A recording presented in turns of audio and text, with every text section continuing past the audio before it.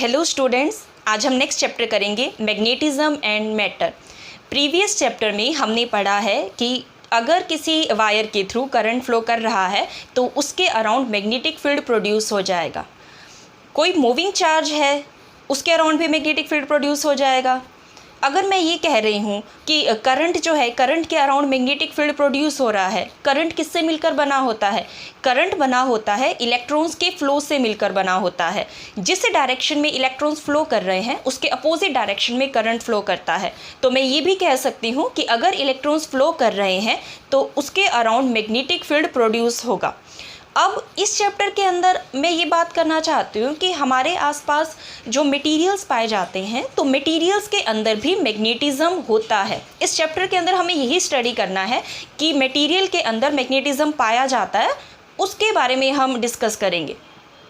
अब मटेरियल्स हम अपने आसपास देखते हैं, कुछ मटेरियल्स के अंदर तो मैग्नेटिज्म पाया जाता है और कुछ मटेरियल्स ऐसे होते हैं जिसके अंदर मैग्नेटिज्म नहीं पाया जाता, हमें देखने को नहीं मिलता। हम इसकी स्टार्टिंग से जो हिस्ट्री है उसके बारे में हम थोड़ा सा जान लेते हैं। स्टार्टिंग में हमने ये देखा कि बहुत टाइम पहले, बहुत साल पहले, काफ़ी साल पहले हमने ये देखा कि मैग्नीशिया नाम की एक जगह है। मैग्नीशिया नाम की जगह पर बकरी चराने वाले जाते थे। तो जब बकरी चराने जाते थे तो उन्होंने लकड़ी के जूते पहने हुए थे। उन लकड़ी के जूतों में लोहे की कीलें होती थी। तो जब वो बकरी चराने जाते थे तो ये लोहे की कील की वजह से जूते वहाँ पर जो स्टोन्स होते थे, पत्थर होते थे, उनमें फंस जाते थे। अब हमने इस प्रॉपर्टी को देखा कि लोहे की कील को पकड़ लिया, उन पत्थर ने लोहे की कील को पकड़ लिया। हमने इस प्रॉपर्टी को देखा। ये प्रॉपर्टी कहाँ देखने को मिली? मैग्नीशिया में देखने को मिली। इसीलिए जो ये मैग्नेट वर्ड आया है, ये कहाँ से आया? ये मैग्नीशिया से आया है। और जो मैग्नेटिज्म प्रॉपर्टी है वो भी हमें कहाँ देखने को मिली थी? मैग्नीशिया में देखने को मिली थी। अब हमने ये देखा कि वहाँ पर जो स्टोन्स पाए जाते हैं उन स्टोन्स के हमने छोटे छोटे टुकड़े लिए या छोटे छोटे पीसेस लिए। फिर हमने उनकी और प्रॉपर्टीज़ के बारे में जानना चाहा। हमने देखा कि जो लोहे के पीसेस होते हैं वो मैग्नेट की तरह एक्ट करते हैं। लोहे के पीसेस कहूँ या मैं लोहे के कंपाउंड्स कहूँ, ये मैग्नेट्स की तरह एक्ट करते हैं। और ये जो आयरन के कंपाउंड्स थे ये चाइनीज़ में या चाइना में देखने को ज़्यादा मिले। तो चाइना में वहाँ के जो लोग थे उन्होंने इसको बहुत ज़्यादा डिस्कवर किया। उन्होंने किस प्रॉपर्टी को डिस्कवर किया? उन्होंने इसके डायरेक्टिव प्रॉपर्टी को डिस्कवर किया। चाइना के लोगों ने इसके ऊपर बहुत डिस्कवरी की थी। उन्होंने ये देखा कि अगर फ्रीली सस्पेंडेड मैग्नेट जो है उसको हमने फ्रीली हैंग कर रखा है, तो वो कौन से डायरेक्शन को दिखाएगा या किस डायरेक्शन में जाकर हैंग हो जाएगा। हमने ये पाया कि एक मैग्नेट को अगर फ्रीली सस्पेंड कर दिया जाए तो वो नॉर्थ साउथ डायरेक्शन को शो करता है। तो चाइना के लोगों ने हमें मैग्नेट्स की कौन सी प्रॉपर्टी के बारे में बताया? मैग्नेट की हमें डायरेक्टिव प्रॉपर्टी के बारे में बताया। तो अब हम जो ये मैग्नेट्स है, मैग्नेट्स के हम दो प्रॉपर्टी के बारे में जान चुके हैं। एक प्रॉपर्टी है एट्रैक्टिव प्रॉपर्टी। एट्रैक्टिव प्रॉपर्टी में क्या है?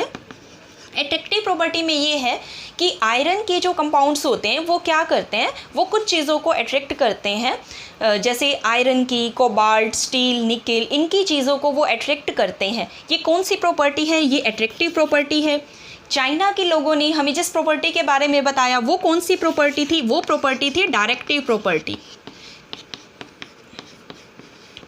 एक मैग्नेट को फ्रीली सस्पेंड करने पर आपको कौन सी डायरेक्शन दिखाई देगी? नॉर्थ साउथ डायरेक्शन आपको मिलेगी। वो मैग्नेट हमेशा ही आपको कौन सी डायरेक्शन शो करेगा, किस डायरेक्शन में खुद को अरेंज कर लेगा या खुद को हैंग करेगा? नॉर्थ साउथ डायरेक्शन में। अगर आप मान लो फोर्सफुली उस मैग्नेट को ईस्ट वेस्ट डायरेक्शन में ले जाओ या किसी भी और डायरेक्शन में ले जाओ, तब भी वो कौन सी मैग्नेट किस डायरेक्शन में जाकर हैंग हो जाएगा? वो नॉर्थ साउथ डायरेक्शन में जाकर हैंग हो जाएगा। अब ये हमें इन दो प्रॉपर्टी के बारे में पता चल गया। स्टार्टिंग में तो हमें ये लगता था कि जो ये मैग्नेटिज्म है, ये मैग्नेटिज्म पूरे यूनिवर्स में पाया जाता है। बट जैसे धीरे धीरे इसके बारे में और हमने स्टडी की तो हमने ये पाया कि पूरे यूनिवर्स में नहीं पाया जाता। ये अर्थ में हमें देखने को मिलता है और अर्थ में भी देखने को मिलता है। और ये जो मैग्नेटिज्म है ये चेंज भी होता रहता है, बदलता भी रहता है। इसकी स्टडी हम आगे करेंगे। जब मैं आपको मैग्नेटिज्म ऑफ अर्थ का टॉपिक करवाऊँगी उसमें हम इसको स्टडी करेंगे। अब स्टार्टिंग में हमें सिर्फ इसकी दो प्रॉपर्टी के बारे में पता था, एट्रैक्टिव प्रॉपर्टी के बारे में, डायरेक्टिव प्रॉपर्टी के बारे में, सिर्फ इन्हीं के बारे में पता था। बहुत टाइम पहले की बात है, करीब 600 BC बिफोर क्राइस्ट, तब उस वक्त हमने इस मैग्नेटिज्म को, मैग्नेट्स की ये दो प्रॉपर्टी को स्टडी किया था। तो इतने टाइम पहले हमें इलेक्ट्रिसिटी के बारे में नहीं पता था, इलेक्ट्रिसिटी के बारे में नहीं पता था, तो इस इलेक्ट्रिसिटी का मैग्नेटिज्म के साथ क्या रिलेशन है उसके बारे में भी हम नहीं जानते थे। काफ़ी टाइम बाद हमें पता चला कि इलेक्ट्रिसिटी से मैग्नेटिज्म रिलेट करता है, इलेक्ट्रिसिटी जो है उससे हमारा मैग्नेटिज्म जो है वो रिलेट करता है। बहुत टाइम बाद हमें इसके बारे में पता चला। तो उससे पहले तब तक हम क्या करते थे, तब तक हम, ये फिजिक्स की एक अलग ब्रांच थी मैग्नेटिज्म, उसमें हम मैग्नेट्स को और इस प्रॉपर्टी को स्टडी करते थे।